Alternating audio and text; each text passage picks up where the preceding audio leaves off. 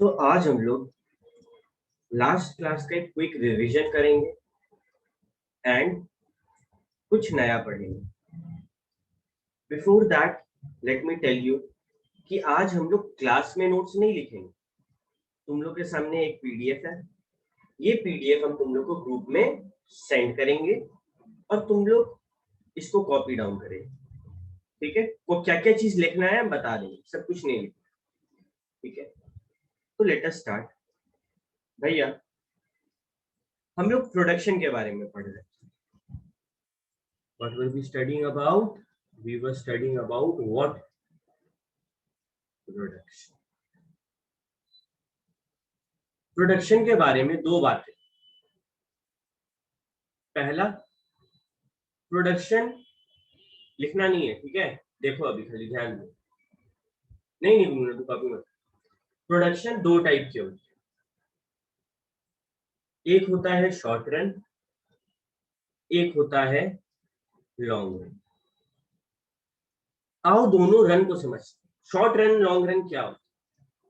Short run मतलब period of time during which amount of one or more input called the fixed factor cannot be changed। एक ऐसा वक्त जब एक या फिर एक से ज्यादा फैक्टर्स जो है वो फिक्स्ड होते हैं, बदला जा ही नहीं सकता। क्यों? उतना वक्त नहीं है।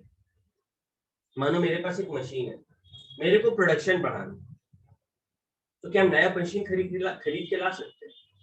लास्ट क्लास में तुम लोग को एग्जांपल दिए थे स्वीट शॉप के बारे में, जहाँ पे मानो सिंघाड़ा वगैरह बनता है। उन लोग के पास एक भट्टी है, क्या वो लोग तुरंत अपने दुकान में दूसरा भट्टी बना लेगा? दुकान उतना बड़ा भी तो होना चाहिए। तो वो लोग क्या करता है, भैया भट्टी इज द कैपिटल। भट्टी क्या है? कैपिटल एसेट है, फिक्स्ड एसेट है। तो भैया वो लोग क्या करता है, भट्टी को फिक्स्ड फैक्टर मानते हैं कि वो जो चूल्हा है वो तो वो लोग इंक्रीज नहीं कर सकते, लेकिन वो लोग जो है लेबर तो बढ़ा सकते हैं ना। तो चूल्हा इज द फिक्स्ड फैक्टर जो बदला नहीं जा सकता है शॉर्ट टर्म में, और लेबर जिसको हम लोग बढ़ा रहे हैं वो वेरिएबल फैक्टर है। तो शॉर्ट रन में क्या होता है भैया? शॉर्ट रन में वन और मोर फैक्टर फिक्स्ड होता है, ठीक है, एंड वन फैक्टर वेरिएबल। जबकि लॉन्ग रन में क्या बोले थे? All the factors are variable. भैया लॉन्ग रन मतलब 4-5 साल का अगर हम लोग ध्यान देके सोचे, लॉन्ग रन का सोचे, दूर का सोचे, हम चूल्हा बढ़ा सकते हैं, हम जगह बढ़ा सकते हैं, बस अकॉर्डिंगली प्लान करें। प्रोडक्शन बढ़ाने का मेन एम हो रहा है शॉर्ट रन में प्रोडक्शन बढ़ाना। मेरे पास बहुत ज्यादा ऑर्डर आ गया, 500 सिंघाड़ा का ऑर्डर है, कैसे बनाए? तो शॉर्ट रन में बनाना है तो हमको लेबर ज्यादा अपॉइंट करना हो, और लॉन्ग रन का सोचेंगे कि लॉन्ग रन में बड़ा ऑर्डर आएगा तो सभी कुछ वेरिएबल है, जो चाहो वो बदल लो, क्यों? टाइम ज्यादा। ठीक है, ओके। तो शॉर्ट रन में अगर आउटपुट में चेंज लाना है तो फिक्स्ड फैक्टर रहेगा, उसके ऊपर जो हम लोग वेरिएबल फैक्टर इंप्लॉय करेंगे मैटर। जबकि लॉन्ग रन ऐसा टाइम पीरियड जब all the factors of production can be valid, कुछ फिक्स्ड नहीं है, जिसको बदलना बदलो। नया फैक्ट्री खरीदना, फैक्ट्री का बिल्डिंग खरीदना खरीदना, नया मशीन खरीदना खरीद लो, लेबर लाना है ले आओ। तुम आउटपुट बढ़ा घटा सकता है, सब कुछ वेरिएबल है, कोई रेस्ट्रिक्शन नहीं। ठीक है, ओके। भैया शॉर्ट पीरियड कितने महीने, शॉर्ट रन कितने महीने का होता है, लॉन्ग रन कितने महीने का होता है, ऐसा कोई कैलेंडर पीरियड नहीं। ठीक है, हम लोग ऐसे रेफर कर लेते कि एक साल को शॉर्ट रन मान लो, लेकिन नहीं, हर इंडस्ट्री का ना अपना हिसाब किताब होता है। हर इंडस्ट्री का अपना हिसाब किताब होता है। कुछ इंडस्ट्री में शॉर्ट पीरियड 1 साल होता है, 6 महीना होता है, कुछ में 5 साल होता है। तो it depends on industry to industry. बस ये याद रखना भैया, शॉर्ट रन में वेरिएबल फैक्टर भी होता है, फिक्स्ड फैक्टर भी होता है, लेकिन लॉन्ग रन में सबका सब वेरिएबल फैक्टर होता है। Production function, again short run production function मतलब ऐसा सिचुएशन जब only one input is variable. देखो ना अभी पढ़े, one input is variable and बाकी सारा फिक्स्ड कांस्टेंट, जबकि लॉन्ग रन में all the inputs are variable. अब आते हैं कि भैया लॉन्ग रन शॉर्ट रन समझ लिया, ठीक है। हम आप लॉ लॉ बोल रहे थे, कैसा लॉ? लॉ मतलब अगर तुम्हारे सामने शॉर्ट रन आया है तो क्या होगा, एज एन इकोनॉमिस्ट ये जानना जरूरी है। तुम किसी फैक्ट्री में बैठा है, ठीक है, स्पेशली अगर तुम कॉस्ट अकाउंटेंट हो, तुम्हारे ऊपर जिम्मेदारी होगा, रिस्पॉन्सिबिलिटी होगा कि तुम देखो कि शॉर्ट रन में प्रोडक्शन कैसे बढ़ाना है। तो किस लॉ को रेफर करेंगे, किस लॉ? शॉर्ट रन में return to to a factor, return to a factor, long run में रिटर्न टू अ स्केल। ये दो लॉ है शॉर्ट रन में। अगर एज एन इकोनॉमिस्ट तुमको बताना है क्या होने वाला है, लॉज ऑफ वेरिएबल प्रोपोर्शन या फिर रिटर्न्स टू अ फैक्टर पे रेफर करना है, और लॉन्ग रन में रिटर्न्स टू अ स्केल। दोनों क्या होता है भैया, आप ये तो बता दिए कि इसको रेफर करना है, बट दोनों क्या होता है, लेट मी टेल यू। देखो, सबसे पहले कुछ कॉन्सेप्ट्स को जानना जरूरी है। टोटल प्रोडक्ट क्या होता है, मार्जिनल प्रोडक्ट क्या होता है, एवरेज प्रोडक्ट क्या होता है। ध्यान से सुनना है। टोटल प्रोडक्ट, अभी यहाँ पे मानो बॉल पॉइंट पेन बनाने का एक कंपनी है, क्या काम है उसका, बॉल पॉइंट पेन बनाना। उसके पास मशीन जो है, मशीन तो फिक्स्ड होगा, मानो दो मशीन है, ठीक है, दो ही मशीन है, लेकिन वो वर्कर्स को तो चेंज कर सकता है, वर्कर्स तो वेरिएबल है, जितना चाहे उतना है। जब उसके पास एक भी वर्कर नहीं था, कुछ भी बनेगा क्या, नहीं बनेगा। एक भी आदमी नहीं है, कैसे बनेगा, ठीक। मानो हम उसको एक आदमी दिए, बोले ले एक लेबर और अपना काम चलो। एक लेबर एक दिन में 100 पेन बनाए, टोटल 100 पेन बनाए। फिर वो बोला भाई और लेबर देना, बोले एक मशीन है, चल एक और लेबर दे। एक लेबर एक दिन में 100 बनाया, जैसे ही दो लेबर आया, वो लोग दोनों मिलके 220 बनाया। टोटल नंबर ऑफ पेन्स कितना बन रहा है दो लेबर के साथ, 220। एक लेबर के साथ सिर्फ। जैसे ही एक और लेबर दिए, एक और आदमी दिए, एक और वर्कर दिए, 360 पेन बना रहा है एक दिन में। वो लोग मिलकर, तीनों मिलकर कितना बना रहा है, 360। दिस इज टोटल प्रोडक्ट, कि सारे लेबर मिलकर टोटल पेन कितना बना रहे हैं। Repeat with me at your home, सारे लेबर मिलकर टोटल पेन कितना बना रहे हैं, टोटल। भैया एवरेज प्रोडक्ट क्या होता है, एक लेबर कितना पेन बना रहा है। देखो पहला केस में इकलौता लेबर था, 100 पेन बनाता था, तो इजीली बता दिया। दूसरा केस में दो लेबर है, ठीक है। सवाल उठा कि एक लेबर कितना बना रहा होगा, दो अगर 220 बना रहा है, अरे यूनिटरी मेथड, दो अगर 220 बना रहा है तो एक कितना बनाएगा, 220 बाई 2, 110। तीन कितना बनाएगा भैया, तीन 360 बना रहा है, तो एक कितना बनाएगा, 360 बाई 3, 120, है ना। हाँ भैया, ये तो नॉर्मल सा फॉर्मूला हो गया कि अगर एवरेज प्रोडक्ट निकालना है, एवरेज मतलब एक जन कितना बना रहा है, मेड बाय वन लेबर कितना। तो हम लोग कैसे निकालते हैं भैया एवरेज प्रोडक्ट, तो यहाँ पे फॉर्मूला भी लिखाया है। एवरेज प्रोडक्ट मतलब टोटल प्रोडक्ट बाय जो लेबर है वो, ठीक है, टोटल प्रोडक्ट बाय जो भी हम लोग का फैक्टर वैरी कर रहा है, क्या भैया, समझे।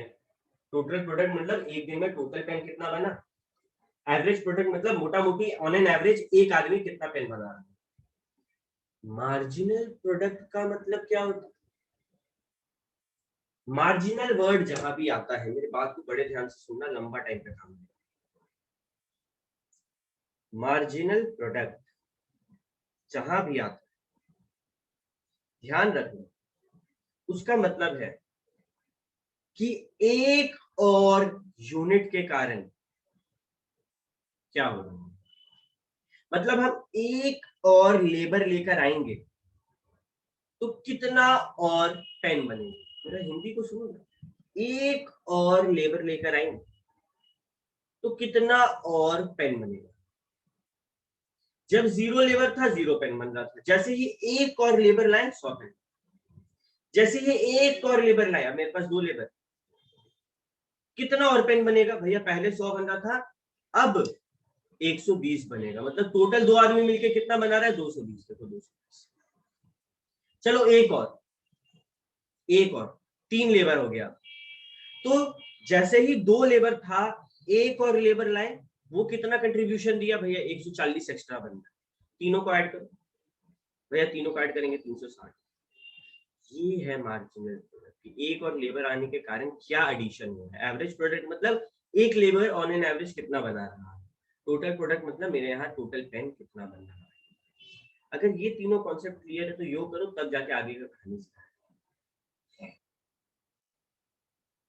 फटाफट चैट में योग करो, अगर कोई भी डाउट है तो पूछो। गुड, 2 ही बच्चा को क्लियर है। हाँ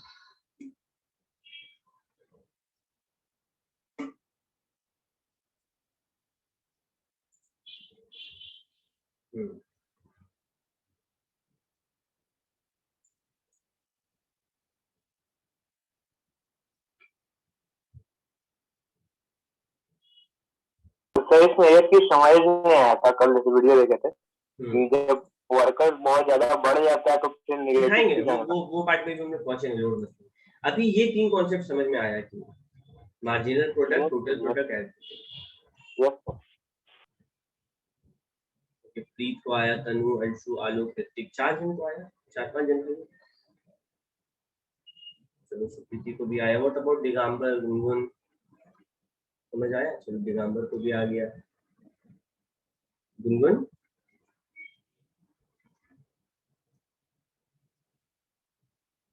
केशव, फैजल, बताओ मेरे को कैसे पता चलेगा? यस सर, समझ आ रहा है पता ना? चल गया। हाँ यस सर। ठीक है, चैट में लिख दिया कर, हम वेट करते तुम लोग का जवाब, या फिर थम्स अप दे दे। ओके भैया, टोटल प्रोडक्ट क्या होता है पता है? कि सारे लेबर मिलकर एक दिन में टोटल कितना पेन बना है। एवरेज प्रोडक्ट मतलब ऑन एन एवरेज एक लेबर कितना बना है। मार्जिनल प्रोडक्ट मतलब एक और लेबर के आने के कारण कितना और पेन बना। थ्योरी समझ में आ गया? क्लियर? ये लॉ क्या है? ये लॉ क्या है? बड़े ध्यान से सुनो। We are talking about short run. इसका जो लॉ है, रिटर्न टू अ फैक्टर, यानी कि जो एक वेरिएबल फैक्टर है उसका क्या स्कोप। ये लोग ना 3 स्टेज में बांटे, स्टेज 1, स्टेज 2, स्टेज 3। देखो तीनों स्टेज में जो मशीन है जिस पे काम होगा वो फिक्स्ड है। तीनों स्टेज में जो मशीन है वो फिक्स्ड है।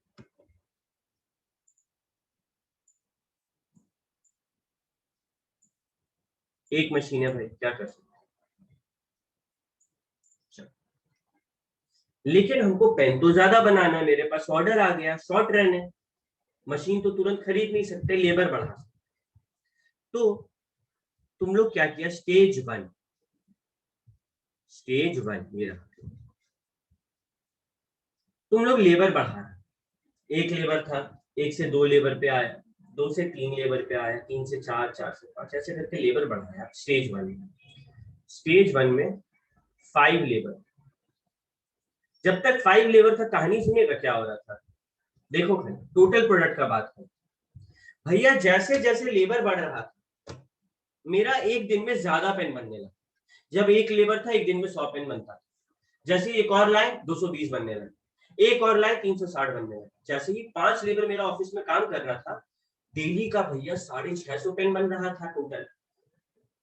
ठीक है, मतलब टोटल प्रोडक्ट तो बढ़ रहा है। अच्छा, कैसे बढ़ रहा है, इंक्रीजिंग या डिक्रीजिंग रेट पे? तो इसका डिफरेंस देख लो ना। 220 माइनस 100 कितना होता है भैया? 120। 360 माइनस 220 कितना होगा भैया? 140। 520 माइनस 360 कितना होगा? 160। देख हम क्या कर रहे हैं, मार्जिनल प्रोडक्ट देख रहे हैं। हम तुम लोग को क्या बोले, फिर से एक बार रिकैप करो दिमाग में। टोटल प्रोडक्ट भैया बढ़ रहा है, किस रेट से बढ़ रहा है? इंक्रीजिंग रेट या डिमिनिशिंग रेट? ये देखने के लिए मार्जिनल प्रोडक्ट निकालो, तो मार्जिनल प्रोडक्ट निकालो। ठीक है, मतलब एक और यूनिट के कारण मेरा कितना और पेन बना। हम देखें कि भैया ये देखिए ना, इंक्रीजिंग रेट पे बढ़ते जा रहा है। देखो 100, 120, 140, 160, यहाँ पे एक बार घटा। ये जो है, जब जैसे ही 4 से 5वां आदमी आया, 4 से 5वां आदमी आया, टोटल प्रोडक्ट तो इंक्रीज किया, पीपी इंक्रीज किया, but diminishing rate. Diminishing rate मतलब पहले देखिए ना भैया, 120 का फायदा, 140 का फायदा, 160 का फायदा। हम क्या सोचते हैं कि एक और आदमी लाएंगे, कम से कम 160 का फायदा होगा, दिमाग में यही ना है। कम से कम कितना, 160 और पेन बनेगा। लेकिन भैया 130 और पेन ही बना खाए, मतलब डिमिनिशिंग रेट पे होने लगा। अच्छा भैया 5 लेबर जब था मशीन में, होता क्या समझो, एक मशीन है बेचारा, अब उसमें ही 4 आदमी है, तो 4 आदमी तो मशीन संभाल ली, 4 आदमी मशीन को इफेक्टिवली यूज कर। जैसे ही 5वां आदमी आया, मशीन थोड़ा खराब, मतलब उतना अच्छा से यूज नहीं हो रहा। खुद समझो ना, हम लोग का क्लास में 100 लड़का का जाएगा, जैसे ही 101 लड़का आएगा तुम लोग को अनकंफर्टेबल लगेगा। जैसे ही 102, ओ भैया बहुत दिक्कत हो रहा है। 150, भैया बैठने का जगह नहीं। अगर 200 बंदा को हम वही रूम में घुसा देंगे, कैसा लगेगा? तुम लोग पढ़ पाएगा, पढ़ाई पे ध्यान होगा नहीं। वैसे ही एक मशीन में जब लेबर बढ़ते जाएगा, एक टाइम तक तो सब कुछ सही है, गुड, वेरी गुड, अच्छा से चल रहा है काम। एक टाइम के बाद काम खराब होना शुरू हो, मतलब उतना अच्छा से नहीं है। स्टेज 1 काम ठीक चल रहा है, ओके ओके चल रहा है। आते हैं स्टेज 2। भैया देखिए ना, यहाँ पे भी 6 labour, 7 labour, 8 labour, 9 labour. Labour अभी भी बढ़ा रहे, वही एक मशीन में हम। हुआ क्या भैया, टोटल प्रोडक्ट अभी भी बढ़ रहा है, लेकिन ऊपर जो है total product at an increasing rate बढ़ रहा था, यहाँ पे टोटल प्रोडक्ट बढ़ रहा है डिमिनिशिंग रेट पे। मतलब भैया 750 था, 750 से सिर्फ 90 और, अगर हम जब 6 आदमी था तो 750 पेन। जैसे ही एक और आदमी दिए, 7 आदमी दिए, सिर्फ 90 पेन एक्स्ट्रा बनाया ये आदमी। जैसे ही एक और आदमी दिए, 8 आदमी दिए, सिर्फ 40 पेन और जब 9वां आदमी आया तो हम नोटिस किया, अरे ये बंदा तो कुछ भी एक्स्ट्रा नहीं दे रहा है, बर्बादी कर रहा है समय का। अगर हम 9 लेबर लगाए तो हम क्या चाहेंगे, सारा लेबर मेरा इफेक्टिव हो, अच्छा रिजल्ट है कि नहीं? जी भैया। लेकिन यहाँ पे क्या हो, जैसे ही 9th लेबर आ रहा है, मेरा इफेक्टिविटी, वो 9th लेबर एक भी एक्स्ट्रा पेन बनाया नहीं। टोटल प्रोडक्ट देखो ना सेम है, 8 लेबर भी 880 पेन बना के दिया मेरे को एक दिन में, एंड 9 लेबर भी 880 पेन बना के दिया। तो फायदा क्या है? कोई फायदा नहीं। ठीक है, ओके। जैसे ही हम नोटिस किए ना कि 9th लेबर पे मेरे को कोई फायदा नहीं हो रहा, 9th लेबर जो है वो कुछ एक्स्ट्रा एडिशन नहीं किया मेरा काम में, हमको रुक जाना चाहिए। ये वो समय होता है जब अगर इसके आगे और लेबर लाएंगे हम पैसा बर्बादी करें, पैसा के साथ साथ हम नुकसान बढ़ा रहे हैं। कैसे? एक मशीन में 10 आदमी घुसा रहे, इससे क्या हुआ भैया, मारपीट हो रहा है, काम अच्छे से हो नहीं पा रहा। जो 880 पेन एक दिन में बनता था, 10वां आदमी आने के बाद 830 पेन बन रहा। अब क्या हुआ, देखो स्टेज 1 इंक्रीजिंग रेट पे इंक्रीज कर रहा था टोटल प्रोडक्ट, स्टेज 2 में भैया टोटल प्रोडक्ट इंक्रीज तो कर रहा है but at a diminishing rate, diminishing. और स्टेज 3 में तो टोटल प्रोडक्ट फॉल हो जाता है, गिर जाता है, सबसे बेकार स्टेज, बेकार। ठीक, क्यों भैया, टोटल प्रोडक्ट गिरना शुरू हो जाता है। क्या यहां तक सबको क्लियर है यो, या फिर हम सब कुछ भी दे दो?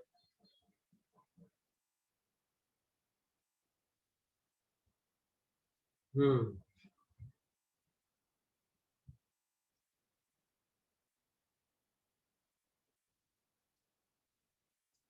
किसी को दिक्कत है पूछो कि भैया ये पॉइंट नहीं समझ में है, हम हेल्प करेंगे, कोई दिक्कत नहीं।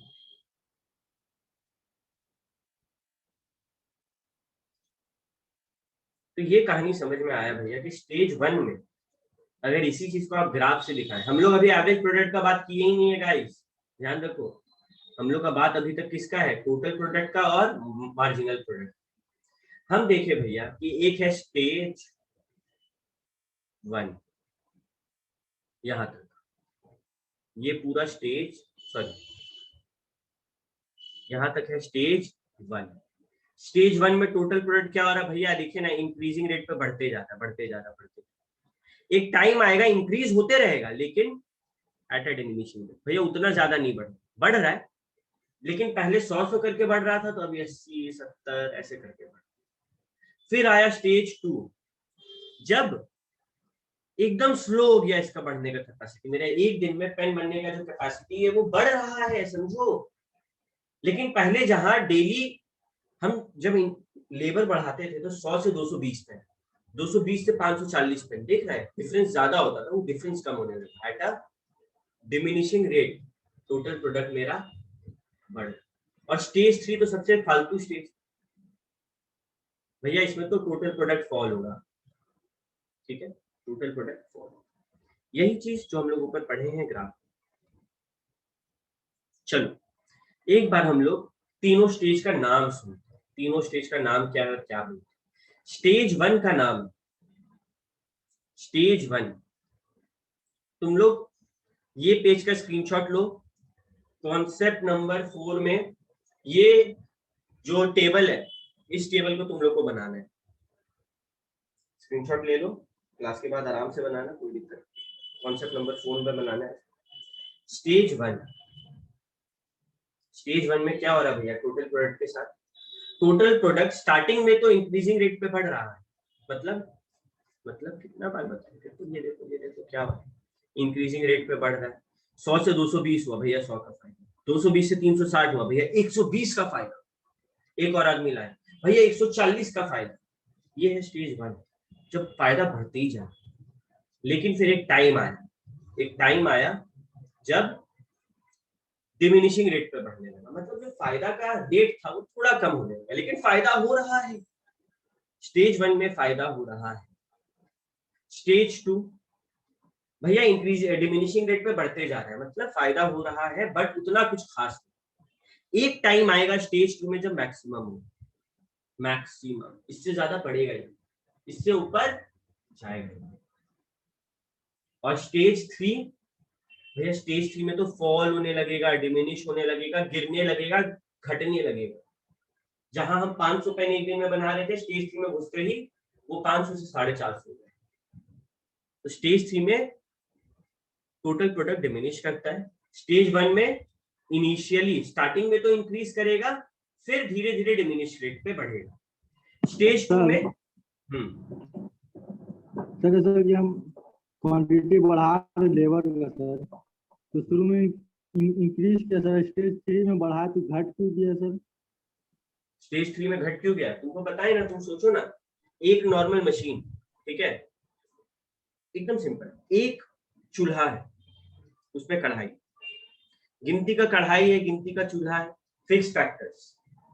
लेकिन हम जो आदमी लगा रहे हैं, केटरिंग का काम है मेरा, तुम्हारा शादी है मानो फैजल, तेरा शादी में हम बोले कि फैजल तेरा शादी में भैया खाना बनवाए, हम केटरिंग का आदमी को भेज। आदमी का कमी नहीं है मेरे पास, मेरा सारा स्टूडेंट बोला भैया हम लोग फैजल का शादी में खाना बनाने के लिए तैयार। लेकिन चूल्हा तो एक ही है ना, फिक्स फैक्टर, वेरिएबल क्या है, लेबर, जितना आदमी चाहिए हम दे दें। तो स्टार्टिंग में जब एक चूल्हा पे 4 आदमी काम कर रहा था, अच्छे से काम, जैसे ही 5वां आदमी हुआ, काम ठीक से हो रहा है, खाना जल्दी जल्दी बन रहा है, ज्यादा बन रहा है। लेकिन जब ये नंबर बढ़ते जाएगा, एक टाइम आएगा नहीं जब खाना बर्बाद होने लगेगा। हम लोग एक इंग्लिश में कहावत बोलते हैं, too many cook spoil the food. जब एक बहुत सारे आदमी मिलकर एक खाना को बनाए ना, वो खाना बर्बाद होना पक्का होता है। यही कहावत, समझा ना फैजल क्या हुआ? इसीलिए फॉल कर, बर्बाद होने लगा है काम, कुछ भी ठीक से नहीं बनेगा। जहां पहले 100 सिंघाड़ा बनता था, अगर 10 आदमी मिलकर सिंघाड़ा बनाने खोजेगा ना, 20 बन के निकलेगा बस 1 घंटा। समझा फैजल? Yes sir. ठीक, तो बात करते मार्जिनल प्रोडक्ट के बारे में, कि भैया स्टेज 1 में मार्जिनल प्रोडक्ट का क्या होता है। स्टेज 1 में देखते हैं, नंबर वाइज देखते हैं। चलो, मार्जिनल प्रोडक्ट स्टेज 1 में मैक्सिमम हो, उसके बाद स्टेज 2 में फॉल करेगा और स्टेज 3 में नेगेटिव। सिंपल। स्टेज 1 में मैक्सिमम, स्टेज 2 में फॉल और स्टेज 3 में नेगेटिव। देखो सेम बात है। स्टेज 1 में इंक्रीजेस फर्स्ट और फिर मैक्सिमम हो, फिर डिक्रीज हो रहा है और फिर स्टेज 3 में नेगेटिव। अब आते हैं एवरेज पर। देखो तो एवरेज प्रोडक्ट में क्या लग रहा है, स्टेज 1 में क्या हो रहा है भैया, इंक्रीज कर रहा है और एक टाइम पे आने के बाद कांस्टेंट हो गया। देखो ना, यहां से यहां तक इंक्रीज किया, फिर कांस्टेंट, फिर क्या हो रहा है, डिक्रीज हो रहा है। स्टेज 2 में डिक्रीज हो रहा है, स्टेज 3 में भी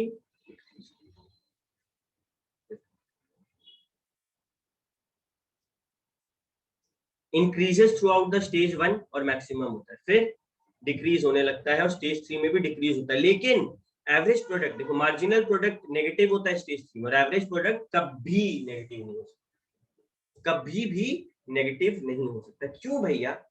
अरे मानो 10 आदमी मिलकर सिंघाड़ा बना, चाहे 10 आदमी मिलकर 5 सिंघाड़ा बनाए, अगर हम तुझसे पूछेंगे कि बाबू 10 आदमी 5 सिंघाड़ा बना रहा है तो एक आदमी कितना बना रहा है, तुम बोलेगा आधा सिंघाड़ा। कुछ तो बना रहा है ना, तुम कुछ तो बोलेगा ना, भले ही एक आदमी खाली बैठा है, डजंट मैटर। लेकिन जब हम लोग एवरेज प्रोडक्ट निकालेंगे, एवरेज प्रोडक्ट क्या होता है, यहाँ देखो, यहाँ बुरा स्थिति स्टेज 3 दिखाते थे, स्टेज 3 11 11 आदमी बना रहा है मिलकर, 770 पेन बन रहा है। हम पूछे एक आदमी कितना बना रहा है, 77 बना रहा है। सच्चाई क्या है, कोई ना कोई आदमी ऐसा है ना भैया, ये यहाँ से जैसे ही 10वां आदमी से चालू हुआ, बर्बादी शुरू हो गया हम लोग। लेकिन फिर भी एवरेज प्रोडक्ट क्या बोलता है कि भले ही बर्बादी शुरू हुआ, नेगेटिव मत करो हम, ठीक है, हम नेगेटिव नहीं है।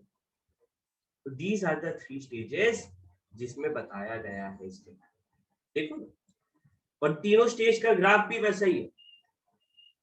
Stage 1 total product increases at an increasing rate, फिर start increasing but at a diminishing rate.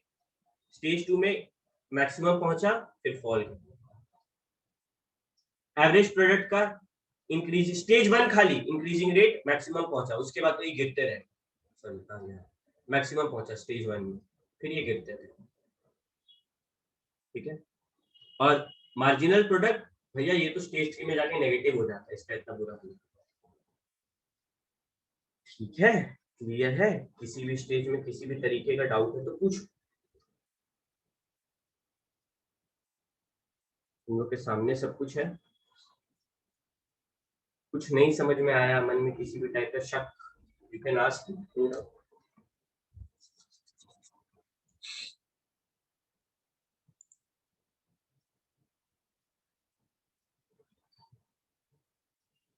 ठीक, आपकी शांति को मैं यस मानता हूं। ओके, यहाँ पे क्या था, ये टेबल बनाना था, ठीक है, इसका स्क्रीनशॉट लिया था।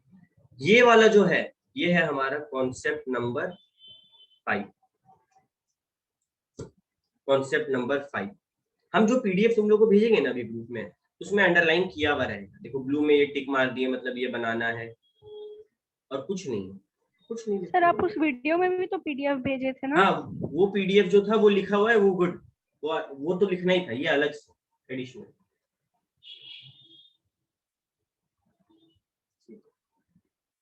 Concept number 5, explanation of the law of variable proportion. भैया आप हमको समझा दिए हिंदी में, लेकिन हम थोड़ा डिटेल में जानना चाहते हैं कि क्या ऐसे रीजन है। अगर हमसे कोई पूछे कि इंग्लिश में बताओ, हम क्या बोलेंगे?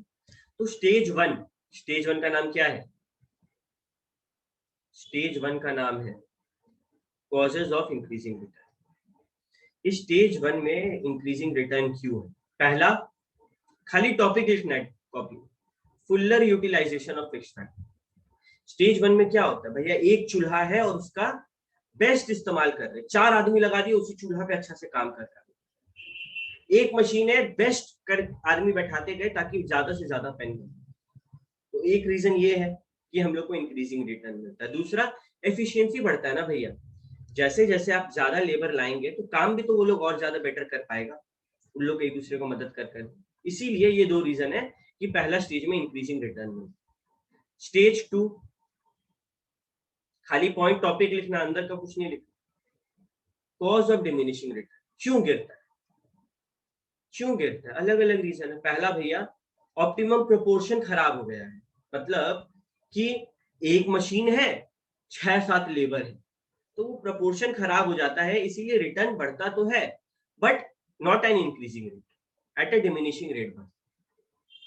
Stage 2, imperfect substitutability of factors of production, मतलब देखो जब ज्यादा लेबर हम डाल रहे हैं कैपिटल की जगह, मशीन की जगह ज्यादा लेबर ही डालते जा रहे हैं, तो ये इम्परफेक्ट सब्स्टिट्यूट है ना। अरे भैया एक टाइम के बाद आप लेबर मत बढ़ाओ, आप मशीन बढ़ाओ, क्योंकि उस चीज का जरूरत है।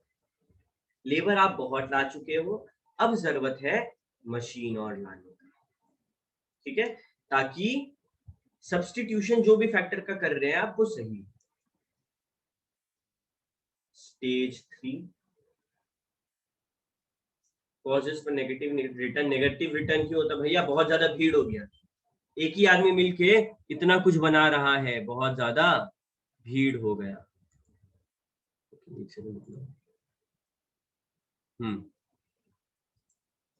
और दूसरा मैनेजमेंट प्रॉब्लम, भैया मारपीट होगा, कैसे मैनेज करेंगे इतना सारा आदमी, वो दिक्कत होगा, इसीलिए यहाँ पे थर्ड स्टेज में नेगेटिव रिटर्न।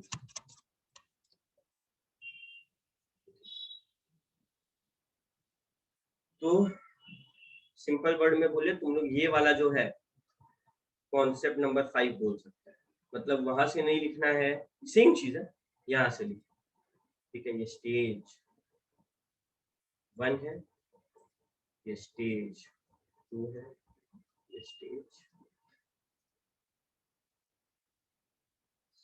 तुम लोग के अकॉर्डिंग बेस्ट स्टेज कौन सा है?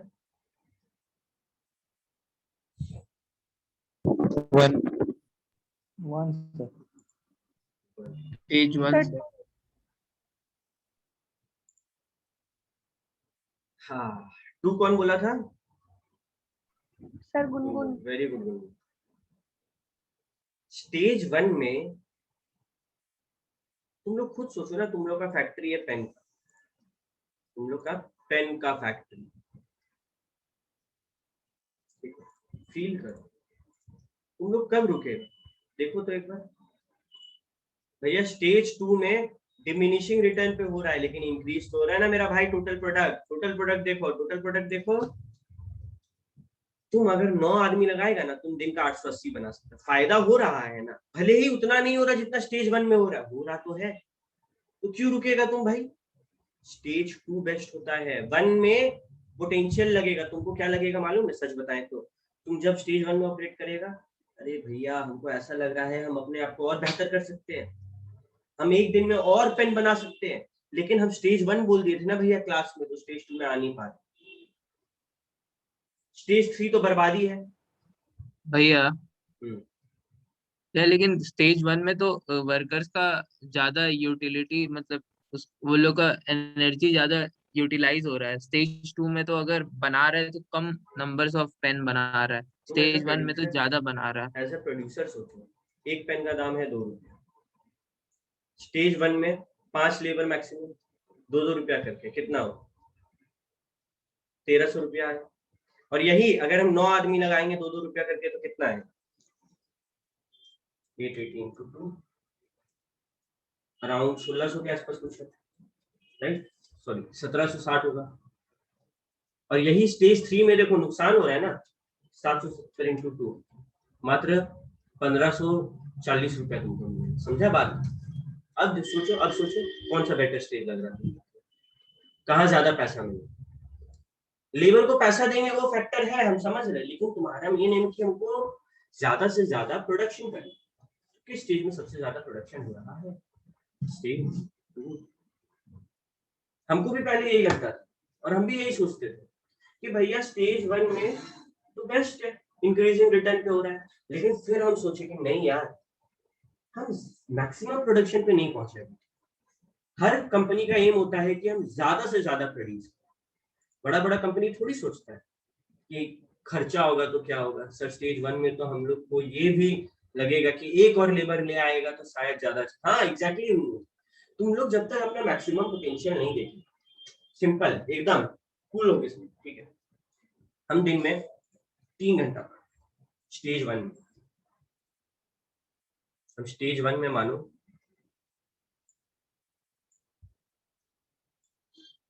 3 घंटा, बहुत अच्छे से, वाह परफॉर्मेंस अव्वल, लेकिन 10 पेज पढ़े।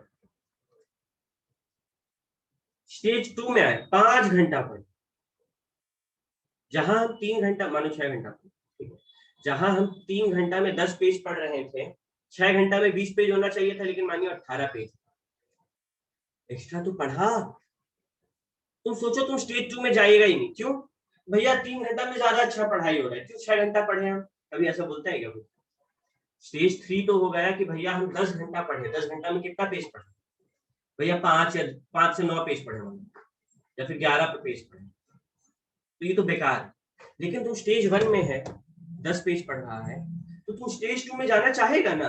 परफेक्टली नहीं पढ़ पा रहा है, एग्जैक्टली डबल नहीं हुआ, लेकिन कुछ तो बेहतर हुआ है। मेरा बात प्रोड्यूसर है तो इस नजर से सोचो कि हमको अपना बेस्ट देने का कोशिश, जब तक पॉजिटिव रिजल्ट मिल रहा है अपना बेस्ट देंगे, चाहे कैसा भी हाल। स्टेज 2 में तुमको अजीब लगेगा पढ़ने में, भैया थक गए, मन नहीं है, लेकिन याद हो रहा है। स्टेज 3 में बीमार पड़ जाए, मन ही नहीं करेगा।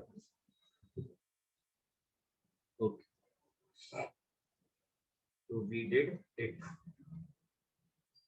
अब आते कॉन्सेप्ट नंबर 6।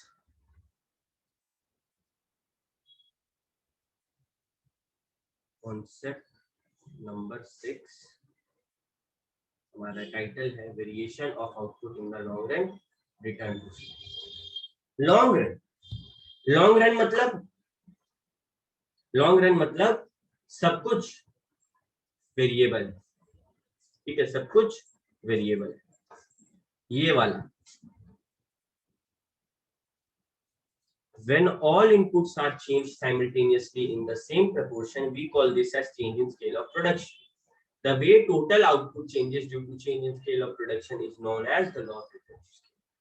मतलब सब कुछ वेरिएबल, ठीक है। लॉन्ग रन में ये जो हाईलाइट करेंगे वही लिखना। लॉन्ग रन में all factors of production are variable. क्यों? Firm has sufficient time to make adjustment in all factors. मतलब अगर हमको लॉन्ग रन में आउटपुट बढ़ाना है तो ऐसा है कि भैया एक ही मशीन है, एक ही चूल्हा है, नहीं, जितना चूल्हा लगाना है लगाओ ना, बहुत है। लॉन्ग रन यहाँ पे भैया अगर हम जानना चाहें कि लॉन्ग रन में कैसे रिएक्शन होता है तो क्या होगा? 3 टाइप का रिएक्शन होता है यहाँ पे। पहला कांस्टेंट रिटर्न टू स्केल, ये वही है, वही कॉन्सेप्ट है, ठीक है। Constant return to scale, if increase in output is in the same proportion as increase in quantity of all input, return to scale are to be constant. जो underline कर रहे हैं वो लिखना है और ये टेबल बना। मतलब भैया जब एक लेबर था और एक कैपिटल था, हम 100 सिंघाड़ा एक दिन में बनाते थे। मानो एक चूल्हा है मेरे पास और एक लेबर है, हम एक दिन में 100 सिंघाड़ा बनाते। जैसे ही 2 कैपिटल हुआ और 2 लेबर हुआ, 200 सिंघाड़ा बना। अगर हम लोग दिमाग लगाएं, कितना परसेंटेज से बढ़ा भैया? 100%। आउटपुट कितना परसेंट से बढ़ा? 100%। इनपुट कितना परसेंट से बढ़ाए? 100%। 1 से 2 किए, सीधे डबल किए, ये डबल हुआ, यहाँ भी डबल है कि नहीं? हाँ। तो कांस्टेंट रिटर्न टू स्केल मतलब, बड़े गौर से सुनो, जितना तुम इनपुट बढ़ा रहा है उतना ही तुम्हारा आउटपुट भी बढ़ा। अगर इनपुट डबल होगा तो आउटपुट भी डबल होगा, अगर इनपुट ट्रिपल होगा तो आउटपुट भी ट्रिपल होगा। ये पहला बात बताया, कांस्टेंट रिटर्न टू स्केल। दूसरा क्या होता है? Increasing return to scale. मतलब increase in output is more than increase in input. देखो हम इनपुट को डबल किए, जहां एक चूल्हा और एक आदमी था हम डबल कर दिए, एक और चूल्हा लगा दिए, एक और आदमी लगा। लेकिन एक दिन में जहां 100 सिंघाड़ा बन रहा था उसके जगह अब 2.5x सिंघाड़ा बन रहा है, 2.5 गुना बढ़ा। आउटपुट ज्यादा है, देखो ना आउटपुट कितना बढ़ा, सीधे 2.5 गुना हो गया। आउटपुट 2.5 गुना बढ़ा और इनपुट 2 गुना। तो ये क्या है, इंक्रीजिंग रिटर्न टू स्केल, कि भैया जब हम लोग इनपुट तो बढ़ाए लेकिन आउटपुट ज्यादा बढ़ गया, तो ये है इंक्रीजिंग रिटर्न टू स्केल। और ये क्या है, डिक्रीजिंग रिटर्न टू स्केल। इसमें क्या होता है, इसमें भैया output increases in a smaller proportion than increase in input. मतलब इनपुट तो 2 गुना बढ़ाए, आउटपुट खाली 1.5 गुना, 1.5x। समझा? हम एक और आदमी लगा, एक और चूल्हा लगाए, सोचे कम से कम 200 सिंघाड़ा बनाएगा, ये अरे खाली 150 ही बनाया। ये है रिटर्न टू स्केल का डिक्रीजिंग रिटर्न टू स्केल। ठीक है, तीनों क्लियर है तो यो मैसेज करो, कोई डाउट है तीनों में तो तुम लोग के सामने।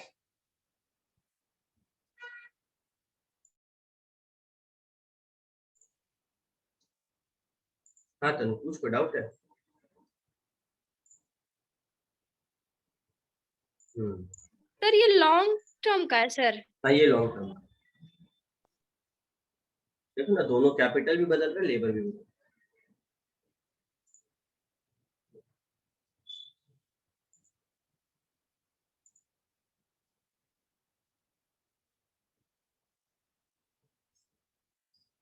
ठीक है, कॉन्सेप्ट नंबर 6 था ये, और आखिरी कॉन्सेप्ट है कॉन्सेप्ट नंबर 7। आखिरी कॉन्सेप्ट है कॉन्सेप्ट नंबर 7। क्या है ये, difference between return two factor, return two factor में क्या होता है, खाली एक फैक्टर बदला जा सकता है, रिटर्न टू स्केल में सारा फैक्टर। रिटर्न टू फैक्टर में शॉर्ट रन होता है, रिटर्न टू स्केल में लॉन्ग रन होता है। रिटर्न टू फैक्टर मतलब फैक्टर का प्रोपोर्शन बदलते रहता है। यहाँ पे देखो 1:2, 2:2, भैया प्रोपोर्शन सेम रहता है। रिटर्न टू फैक्टर में स्केल ऑफ प्रोडक्शन नहीं बढ़ता है, ऐसा नहीं है कि हम बहुत ज्यादा डेवलप कर लेंगे शॉर्ट रन में, लेकिन लॉन्ग रन में हम स्केल ऑफ प्रोडक्शन बढ़ा सकते हैं। पहले अगर खाली झरिया में काम कर रहे थे, शॉर्ट रन में झरिया में ही काम करेंगे, धनबाद में ही काम करेंगे। लॉन्ग रन में हम एम कर सकते हैं, मेरे को कोलकाता जाना है, दिल्ली जाना है, मुंबई जाना है, सब जगह में भाग सकते हैं। शॉर्ट रन में हम सोच सकते हैं, लॉन्ग रन में। ठीक है,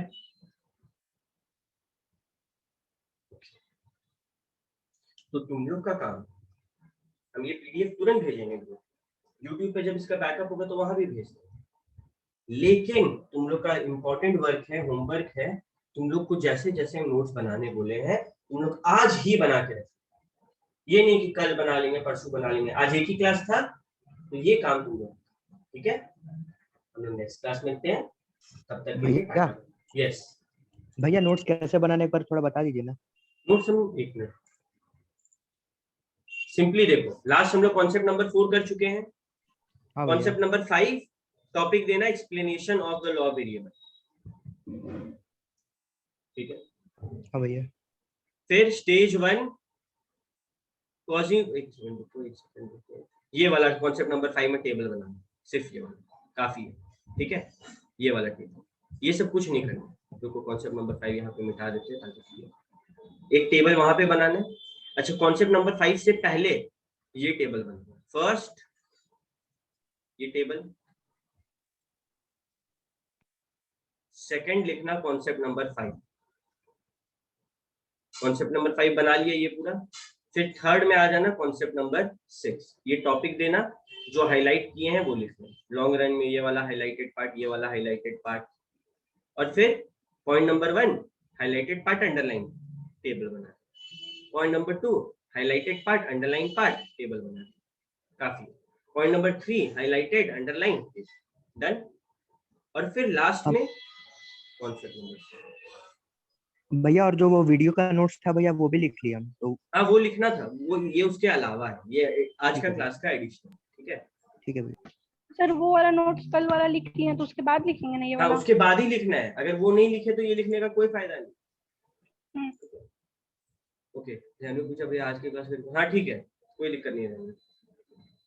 तो चलो मिलते हैं नेक्स्ट क्लास, तब तक के लिए thank you sir. Thank you भैया। Okay sir.